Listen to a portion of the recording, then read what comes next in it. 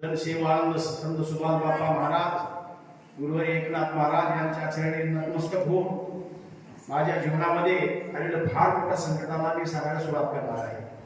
मी राम पांडुरंग फळ राहणार रोकडी खुर्द तालुका गंगाखेड जिल्हा परभणी. मी भारतीय जनता पार्टीचा कार्यकर्ता आहे.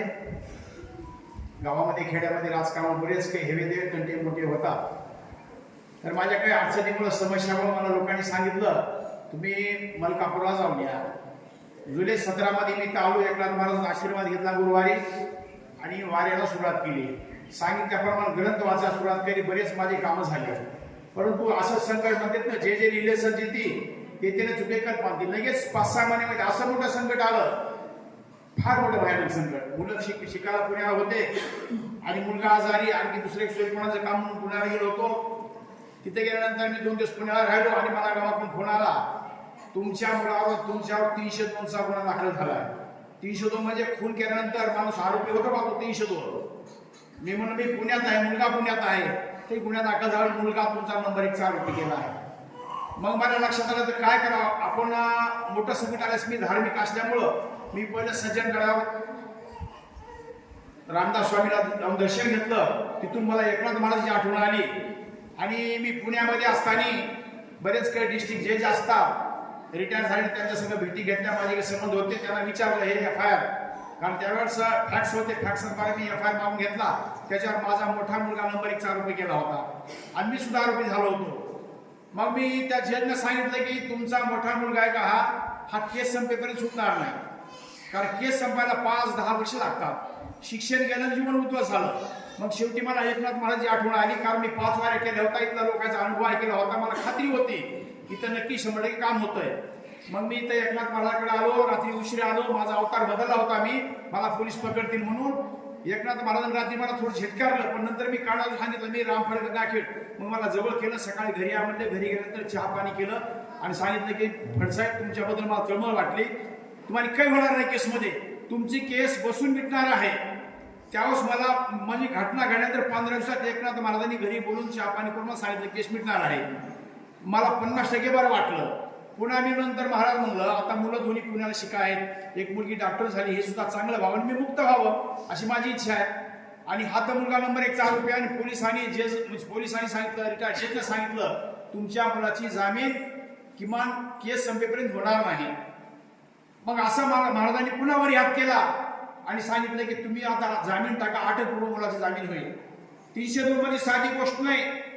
माणूस म्हणजे झोपत नाही, बेचैन होतो. आणि त्या टायमाला कुणाची मला आठवण आली नाही, पण मी धार्मिक असल्यामुळे संतांची आठवण आली आणि महाराजांनी सांगितलं की तुमच्या मुलाची अटकपूर्व जामीन होणार आहे. इथंच राहिलो होतो मी आणि वकीलला सांगितलं अटकपूर्व जामीन करा. आज जामीन टाकली, दुसऱ्या दिवशी मुलाची अटकपूर्व जामीन झाली. जगातलं मोठं आश्चर्य. असं कधी घडत नाही. 302चा आरोपी आता गुन्हे तुम्ही घडतात, तुम्हाला पुन्हा रोज चालू देशामध्ये पेपरला, टीव्हीवर, मोबाईलवर बघता. अटकपूर्व जामीन होणं शक्य नाही. अटक होऊन 4 महिने 6 महिने जामीन होत नाही. मग मी सांगितलं महाराज मी अटक घरात जामीन होता, तुमची जामीन होती म्हणजे. मुलाची दुसऱ्या दिवशी अटकपूर्व जामीन झाली. मी सुद्धा अटक झालो, माझी जामीन झाली. आणि मग आता सांगितल्याप्रमाणे हळूहळू तारखा केल्या. 302चा गुन्हा मोठा असतोय, वेळ लागतोय. तारखा केल्या आणि कालच्या 16 तारखेला सोमवारी 16 डिसेंबरला 302च्या केसमधून आमचे 20 आरोपी निर्दोष झाले. एकाला शिक्षा नाही.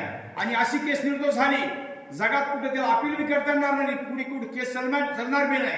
त्याच्यानंतर असा एक चमत्कार झाला इथल्या मी आशीर्वादानं, जी समोरची पार्टीनं आमचं जे वैर होतं ते मिटलं. आम्ही आता एकत्रित बसतो आणि अतिशय आमच्या गावात कधी शत्रुत्व होणार नाही. एवढं चांगलं काम म्हणजे इथल्या आशीर्वादानं झालं. प्रत्येकाने विश्वास ठेवावा, कारण एवढं मोठं संकट कोणावर येत नाही आणि आल्यानंतर सहज चालत नाही. कारण मला तुम्हाला सांगतो मी महाराजांच्या आशीर्वादात संपर्कात राहिलं. मी फरार असताना चोरून येऊन लपून दर्शन करायचं, निघून जायचं इथे मी. तर महाराजांच्या आशीर्वादाने मला वकिलांनी मला पैसे घेतले नाही. हायकोर्टात औरंगाबादला गेलं तर वकिलांनी सांगितलं खर्चात तुमच्याकडून पैसे नको. वकील तर कापायला बसले असतात. 302 महिन्यानंतर खूप पैसे लागतात. माझी अटकपूर्व जामीन टाकली, वकिलांना पैसे दिले. माझे त्या म्हणजे जामीनचे पैसे वकिलांना दिले. काय बॉन्ड बिन नोटरी असल्याचे पैसे दिले. 1 रुपया लागला नाही. गंगाखेडचा वकील माझा वडखिले आहे, त्यांनी सुद्धा पैसे न घेता माझं काम केलं. मी बळबळ त्याला पैसे दिले. एवढं खूप मोठं चांगलं काम झालंय. ह्या संस्थांना मी तर आयुष्यभर विसरणार नाही. आपण सुद्धा विश्वास ठेवा आणि जे काही दुःखीत पडत आहेत त्यांना समजून सांगा तुमचे अनुभव. त्याच्यामध्ये तुमच्या सुद्धा म्हणजे पुण्यामध्ये दुप्पट वाढ होईल आणि येणाऱ्या आता मी पौर्णिमेला उद्याच्या मी मुद्दाम येणार आहे आणि समोरच्या मोठ्या जनसागरासमोर माझा मी अनुभव सांगणार आहे. खरोखर सत्य आहे. ज्याला काही इच्छा असेल, ज्याला काही संकट असेल, त्याने मनाभावातून या. महाराजांनी सूचना केल्या त्या पाळा. त्या सूचना पाळल्या. तुम्ही ग्रंथ वाचले, जर दत्तात्रयाचं सकाळ संध्याकाळ नामस्मरण केलं, सुभाष बाप्पा विश्वास ठेवला, समाधीवर दर्शन केलं, प्रदक्षिणा केला, मला वाटलं जगातलं कुठलं संकट तुमचं वाटोळं करू शकणार नाही. फक्त विश्वासामध्येच काम होईल. विश्वास नाही ठेवला तुमचं काम होणार नाही. एवढं मी आपल्याला बोलतो. माझा अनुभव सांगतो. जय हिंद. धन्यवाद देतो, आशीर्वाद देतो. आणि दुसरा